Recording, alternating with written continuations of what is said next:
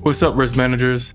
My name is Nasdaq Anonymous, and I'm addicted to the NQ. And boy, is she one hell of a drug. And welcome to tonight's NA meeting, where we'll discuss the economic data for the week, analyze today's session, and from that, build a winning game plan for tomorrow's price action. And if you haven't done so already, you can show your support by subscribing to the channel. And with that said, let's jump into the charts now. This is tomorrow's data. Be mindful that all times are in Central Time. And we have a small block of news scheduled for tomorrow, so let's jump into it.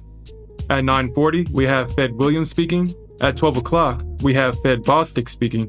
And at 2:30, we have some CFTC data being released. And now that we know what to expect, let's jump into the charts and create a game plan for tomorrow's price action. This is the block of price action that we traded during today's stream. And today was definitely a trend day. More accurately, today was a continuation from yesterday's sell-off. And as I analyze the charts, I see three clues that's going to be essential for keeping us ahead of the curve and make informed trading decisions. So let's talk about it. In the overnight session, we saw a continuation move from the previous session where the bulls were able to trade price higher, around 138 points to the upside, before the bears were able to knock price down. The bulls tried once more to try to take out this high, creating this double top. And this is where the bears came in, and we saw price trade again to the downside. And at the opening bell, we saw the bulls try to take price higher, and we saw price getting rejected here at this range, and the bulls failing to take price higher. And as a result, we saw the market tumble an additional 404 points to the downside before the bulls were able to find support in a previous area of demand. And towards the end of the session, we did see that the bulls were able to double bottom here at this low. And from this double bottom, you can see that price broke out of this downward trend formed by the bears. And from this downward trend, we saw this breakout, pullback. We saw the bulls finding support here at this range. And towards the end of the session, we saw price continue to trade higher. And because of that, here's what I'm going to be looking for going into tomorrow's session. What I really want to see happen tomorrow is that the market pulls back to around that 855 to 830 level. Here, I want to see the bulls stepping up, and I want to see the bears getting trapped. Now, if the bears are successful in breaking that level, the last line of defense that I'm going to be looking for is here at 795. Now, if the bulls fail to hold that range between 855 and 830, and they also fail to hold this 795, that will tell me that we have an additional room for downside, and we can see a continuation of this mass sell-off.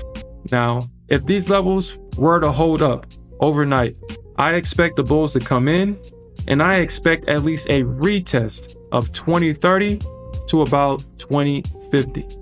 Possibly even reaching highs around 175 going into tomorrow. And plus, tomorrow is Free Cash Friday.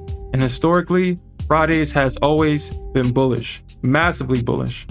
And with 2 red days in a row, I do expect for the bears to take their profits and the bulls to just buy this up. And I do expect late bears to try to sell this market and their stocks being used as fuel to take this market higher. But the price action overnight is going to be essential for our bias going into tomorrow's stream. Now, if you're enjoying the content and appreciate the value that me and my trading partner provides to the trading community, make sure you're subscribed to the channel and hit that notification bell so you don't miss the release of our next NA meeting and live streams. And with that said, let's jump into an ES chart. This is an ES chart, and this is the block of price action that we traded during today's stream. And just like the NQ, we did see a continuation open at the opening bell. We saw a continuation from this massive sell-off, only finding support towards the end of the day around the previous area of demand. And if you look over here at this hourly chart, it does appear that the bulls have found support and they are making their way back up to the upside. But unlike the NQ, price is still technically in a downward trend. The bulls haven't broken out of their downward trend on the ES. And if you look over here at this chart, you can see that we are coming back up into this range. and I do expect a rejection at 630. So I will be looking at this area tomorrow. What I want to see is for the bears to come in. I want to see them push price down. I want to see the bulls try one more time to try to take price higher. I want to see a quick rejection.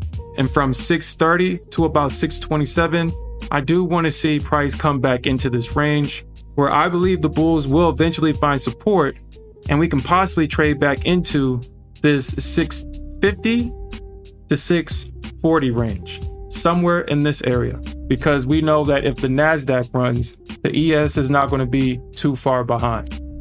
And in summary, we saw that both markets had a continuations from yesterday's mass sell-off. We saw a double bottom, at least on the Nasdaq towards the end of the session, but we do see that the ES also found support towards the end of the session and is trading to the upside. And finally, we did see the market break out of its downward trend and found support at the top of it. Now, the ES is technically still in its downward trend. We still haven't seen price trade outside of that. However, I believe if we do see the Nasdaq run higher tomorrow, the ES won't be too far behind. And that's all I have for tonight, risk managers.